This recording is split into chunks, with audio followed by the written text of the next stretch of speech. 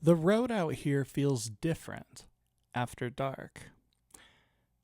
The space between towns gets wider and quieter. You pass fewer lights, fewer signs. There's long stretches where it's just you, the road, and whatever sits beyond the edge of your headlights. And after a while, you stop checking where you are. You just keep going. Somewhere along the way, it stops feeling like a drive and starts feeling like you crossed into something. Not a place you can point to on a map, just a feeling that settles in. It's slow. It's quiet. It's hard to explain. And sometimes the feeling isn't that something is there, it's that something never really left.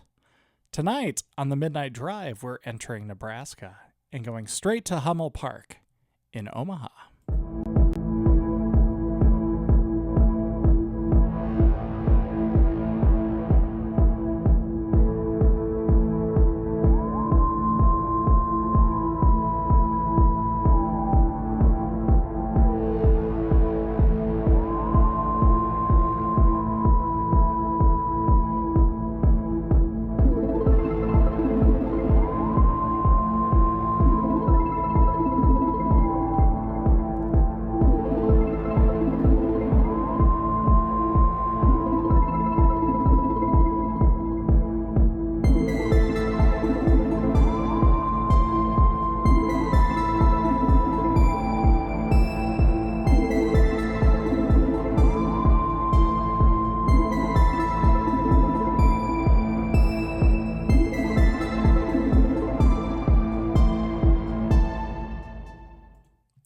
Hummel Park sits on the northern edge of Omaha. If you look at it on a map, it doesn't really stand out very much. It's just another large green space. Trails, trees. A place people go during the day to take a walk, to hike, to get out of the city for a little while. But at night, it suddenly feels different. The road into the park narrows as you go. The trees start to close in. Headlights catch branches at odd angles. It's nothing extreme, it's just enough to make you pay attention. And then there are the stairs. Concrete, set into the hillside. Long enough that you don't really see the end when you're standing at the bottom. It's a lot of stairs. During the day, they're just stairs, a workout, something that people take photos on. But at night, they feel longer.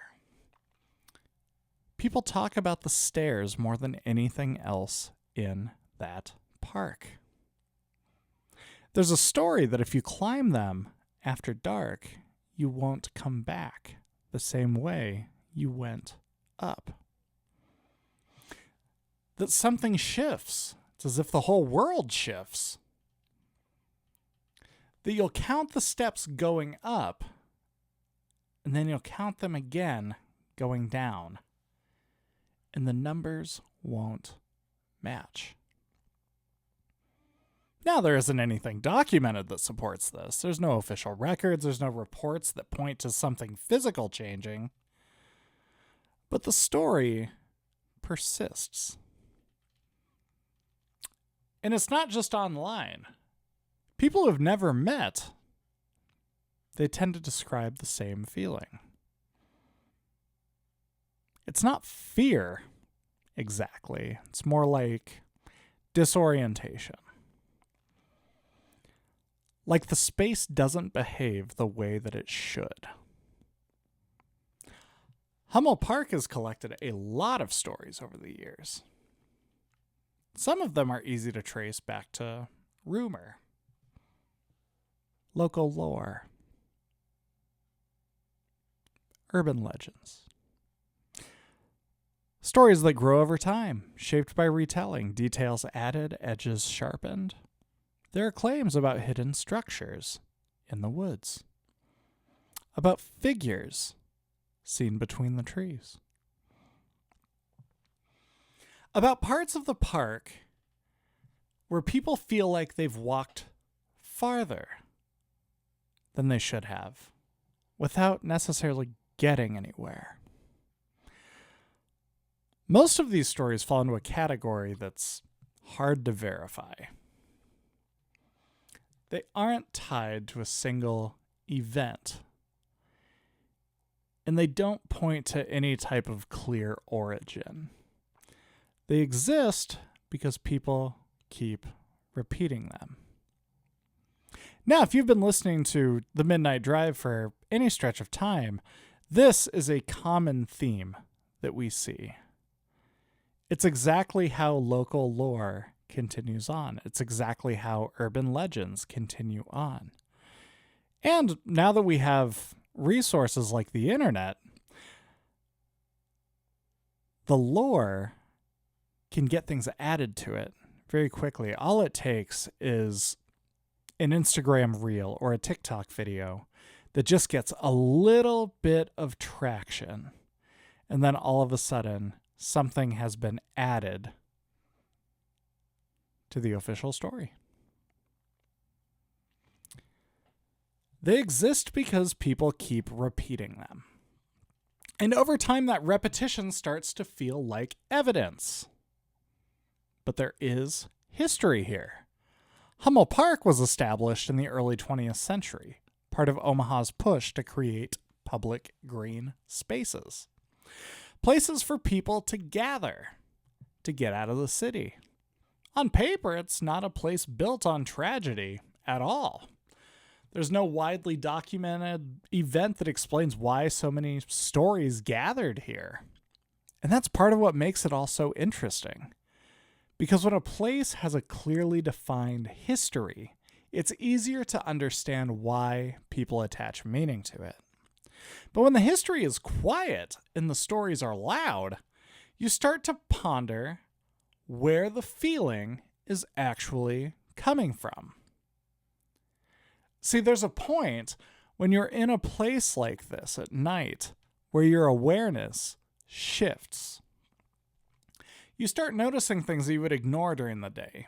The way sound travels, or doesn't. The way your footsteps feel slightly out of sync with what you expect them to sound like. The way the dark between the trees doesn't feel empty, but rather occupied. And it's not by anything that you can point to. It's just a sense that somehow the space itself isn't real.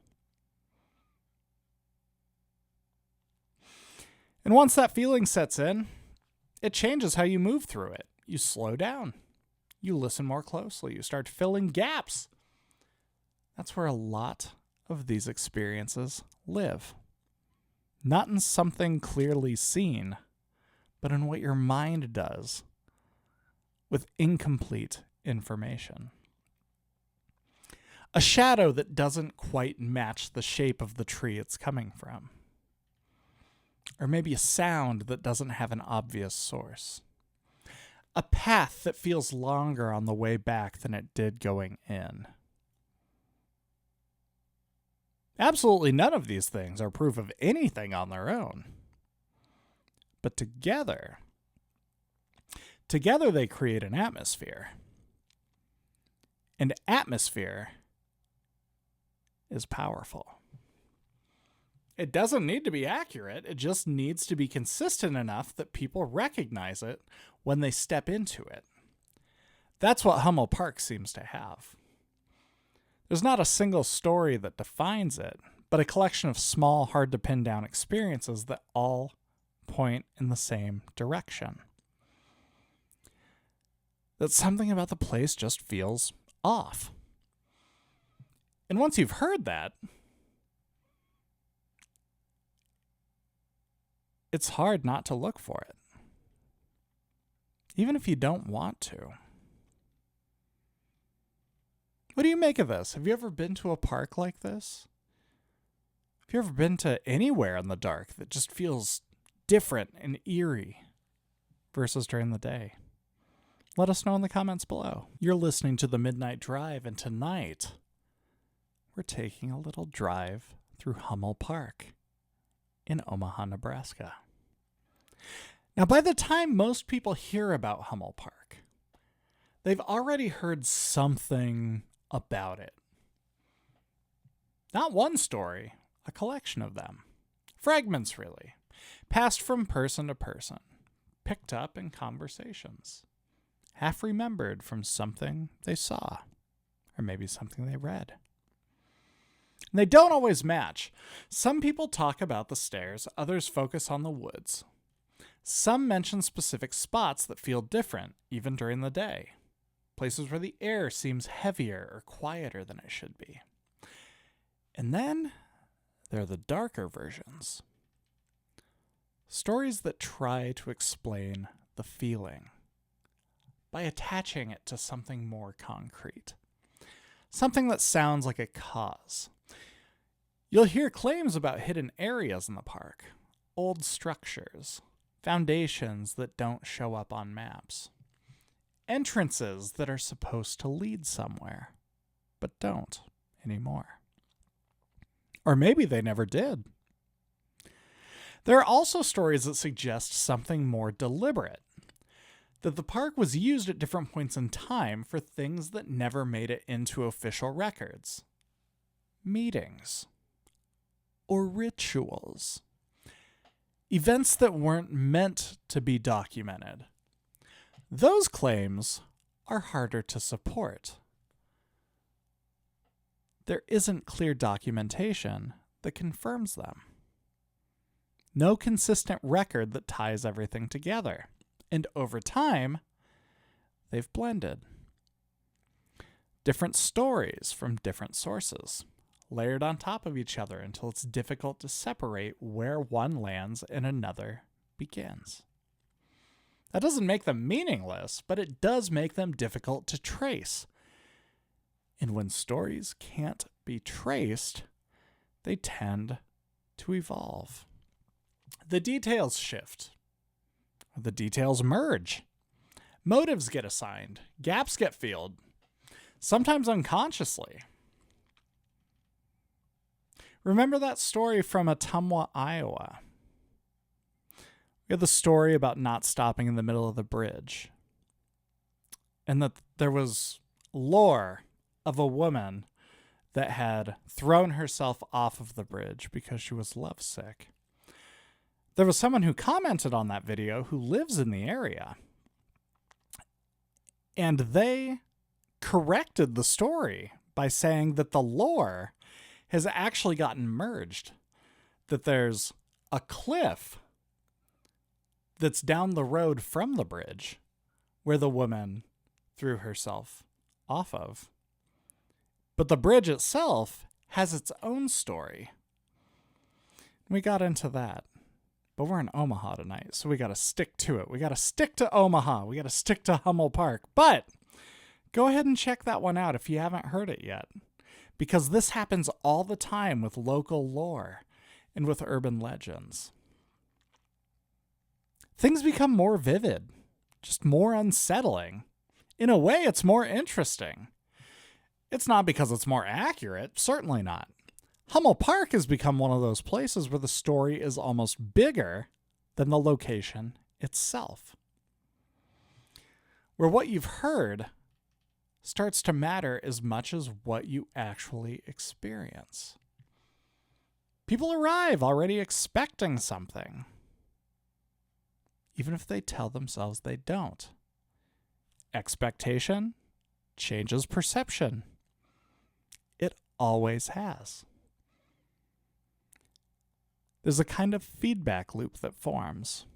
Someone hears that a place feels off. They go there at night. Their senses sharpen. We've talked about this countless times here on the show. They start paying attention in a way they normally wouldn't. And when something even slightly unusual happens, it confirms what they were already told. That doesn't mean the experience isn't real. The feeling is real. The reaction is real.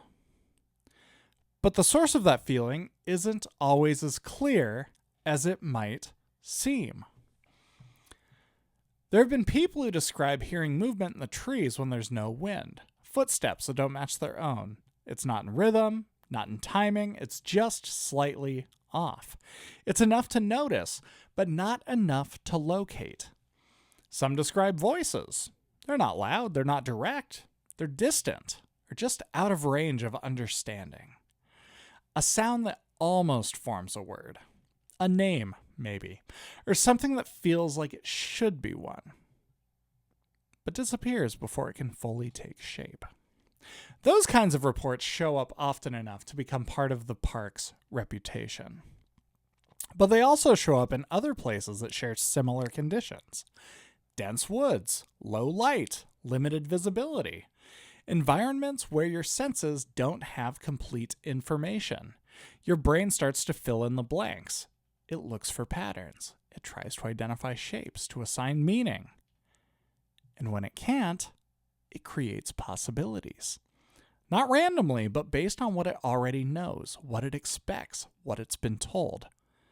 That's not a flaw, it's how we're wired as humans. It's a way of staying alert when we don't have full visibility. A way of preparing for possibilities we can't confirm yet. But in a place like Hummel Park, that wiring can start to behave a little differently. Because you're not just reacting to the environment, you're acting to the idea of the environment. The stories come with you. Even if you don't fully believe them, even if you try to ignore them, they sit in the background, quiet but persistent.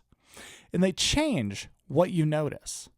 A shadow isn't just a shadow anymore. It's a possibility. A sound isn't just a sound. It's something to be interpreted, something to question. Everything starts to feel like it might mean something. And once that shift happens, it's hard to return to neutral. There's also something about the layout of the park that reinforces that feeling. The elevation changes. The way the ground rises and then drops off without much warning. The way the paths wind. Not in straight lines, but in curves that limit how far ahead you can see. The way certain areas open up, wide enough to feel exposed, and then close up again just a few steps later. It's dense. It's enclosed. You don't always have a clear sense of where you are in relation to everything else. Landmarks aren't always visible. Distances are harder to judge. And that lack of orientation creates its own kind of unease. Not fear in the traditional sense. Nothing immediate, nothing urgent. It's just a quiet awareness that you're not fully in control of the space, and that the space is shaping your movement in real time. Again, not in a literal way, but in the way that influences your behavior. You move slightly different in a place like that. You slow down, you pause more often, you listen longer than you normally would. You find yourself looking behind you, even when there's no clear reason to. You start to notice how quiet it actually is, and then how not quiet it is. Small sounds begin to stand out. Leaves shifting, branches settling, something moving just outside of your field of vision. And even when you turn to look, there's nothing there. At least nothing that you can clearly identify. And that uncertainty builds, not quickly, but steadily. There have been attempts to explain Hummel Park in more direct terms, to find a single cause, a specific event, the hidden story. Something concrete that would explain why so many people report similar experiences. But nothing fully accounts for it. No single explanation covers everything. And that might be the most consistent thing about the park. What do you make of this? Feel free to drop us a line. Leave us a message on our hotline, the Midnight Drive, 402-610-2836. We would love to hear from you. If you leave us a message, we'll even put it on the show. Leave us a comment in the comments below. I would love to hear if you've been to a place like this. When was the last time that you felt this? There's almost something liminal when the sun goes down. You're listening to The Midnight Drive. There is a point where stories stop being something you hear and start becoming something you carry with you. Hummel Park seems to sit right at that threshold. Because even if you go in skeptical, even if you don't have any belief in any of it, the environment still does something to you. Not all at once, not in a way that announces itself. It's gradual. It's subtle. It's almost easy to miss until you're already in it. Especially at night, because at night, there's less to anchor you. The edges of things disappear. Depth becomes harder to judge. Distances stretch or compress depending on where you're looking and how long you've been looking. There are no clear reference points. You're in the dark. Just the path in front of you and everything else fading into the shadows. And once you've been there long enough, you start to notice how your attention shifts, how it narrows, not by choice, but because it has to. You focus on smaller things, subtle changes, details that wouldn't even register during the day. The way your footsteps echo differently depending on where you are. Gravel crunching sharply in one spot, then dull and almost muted just a few steps later. The way certain areas seem to absorb sound entirely, as if you're in a vacuum. Like the environment isn't just quiet, but actively dampening whatever you bring into it. And then there's your vision. The way your eyes adjust and then misadjust. You start to trust shapes that aren't fully there. You think you see something move. A shift between trees. A darker patch within the dark. You look again, and there's nothing. At least nothing you can confirm. And that gap between what you thought you saw and what you can prove starts to matter more than you expect. Because that kind of experience isn't unique to Hummel Park. It can happen anywhere the environment limits your senses. Forests, empty streets, unfamiliar buildings.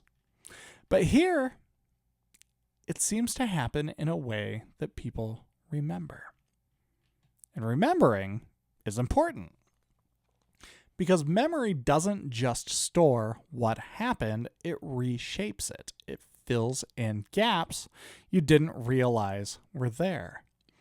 It smooths over uncertainty, or sometimes it sharpens it. If something felt slightly off in the moment, it can feel even more off later when you replay it. When you try to line up what you experienced with what should have happened. And especially when you try explaining it to somebody else. That's how stories begin to stabilize.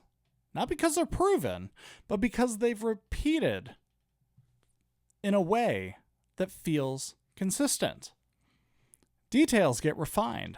Certain parts stand out more each time they're told. Other parts fade away. Until what remains feels solid enough to pass on. There have been people who describe leaving the park and realizing they lost track of time. Not dramatically, not in a way that suggests something impossible happened.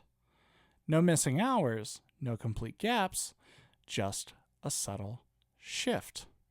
A sense that it took longer than it should have. Or that parts of the experience feel compressed, like they remember being there, but not everything that happened in between. Moments seem stitched together without clear transitions. Maybe the walk felt shorter on the way in and longer on the way out, or the other way around. Time doesn't break, it just stretches. And the stretches are uneven. That kind of thing is difficult to measure because time isn't something we experience directly. we experience it through attention. If you're focused, it can move quickly. If you're uncertain, it expands. And in a place where your attention is constantly shifting, pulled between what you see and what you think you see, and what you can't see at all, your sense of time shifts with it. There are also reports of people feeling watched, not in a dramatic way, not like something is clearly there watching them. No footsteps chasing them out, no voice calling out, no bad guys. Just a persistent awareness, like something might be behind them, or just out of sight, hiding in the trees. Something keeping pace without ever needing to be seen. That feeling is actually common in environments where visibility is limited. Your brain is trying to account for what it can't confirm, so it assumes there's a presence. Not as a flaw, but as a precaution, a survival mechanism, a way to stay alert, a way to stay ready, a way to stay alive. But when that feeling doesn't go away, when it lingers longer than it should, it starts to feel different, less like instinct, more like something specific, something tied to where you are. Like the environment itself is holding that tension in place. And that's where things get harder to separate. The environment, the expectation, the experience. They begin to all overlap. There's no clear boundary anymore. There's no clear line between what you brought with you and what the place gave back. Some people leave and don't ever think about it again. To them, it's just a park, just trees, just darkness, just taking a walk in the middle of the night. Nothing more, nothing less. And that's a valid experience. But others carry something with them. They take something home. It's not fear exactly. It's not something that they can easily name. More like a question that doesn't settle. A moment that didn't quite make sense. A sound they can't fully place. A shape they can't fully describe. Or feeling that didn't fully go away. Even after they got back to their car. Even after they left the area entirely. And those are the experiences that tend to last. Not the loud ones, not the ones with clear shapes or voices. It's the quiet ones, the ambiguous ones. The ones that don't give you enough to explain and don't give you enough to dismiss either. It's the perfect urban legend. Hummel Park seems to create space for that kind of experience. Not by forcing it, not by presenting anything obvious, but by allowing it, by giving you just enough uncertainty, just enough sensory gaps, that your mind starts to fill in the rest. And once that process begins, it's difficult to fully shut it off, even after you leave. Because now you have your own version of the story. Even if it's small, even if it's just a feeling you can't quite place, it becomes part of how you understand that place. And if you ever go back, you won't be starting from neutral anymore. You'll be returning with something in mind, something already shaping how you interpret what you see. You might notice things sooner or react to things faster. You might feel something before you even step out of the car. And maybe that's how places like this continue to build their reputation. Not through a single event, not through one definitive experience, but through accumulation. One person at a time, one memory at a time. Each experience slightly different. Each one incomplete on its own.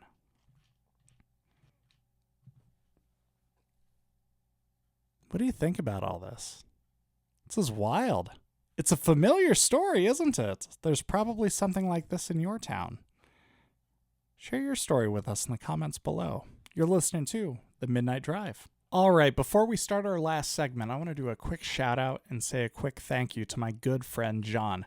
He and I have been friends for years and years, and he's been a huge supporter of this show since the very start. When I did my week on Iowa, he sent me a message and asked me if I would ever consider doing a week on Nebraska, because he spent a lot of time in Nebraska, and he knows a lot of stories from there. And I said, absolutely.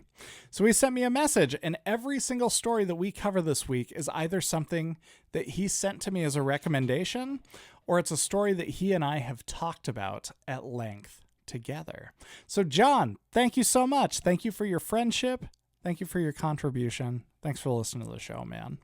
All right, let's get back into it. We're at Hummel Park. There's a moment, usually on the way out of the park, when things start to feel normal again. Not all at once, not in a clean break, but gradually in small, noticeable ways.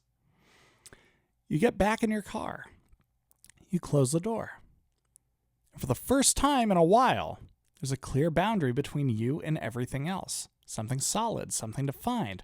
The kind of separation you didn't realize you were missing until it's there again. The engine starts, the headlights come on, and the space in front of you becomes readable again. Edges return, distance makes sense.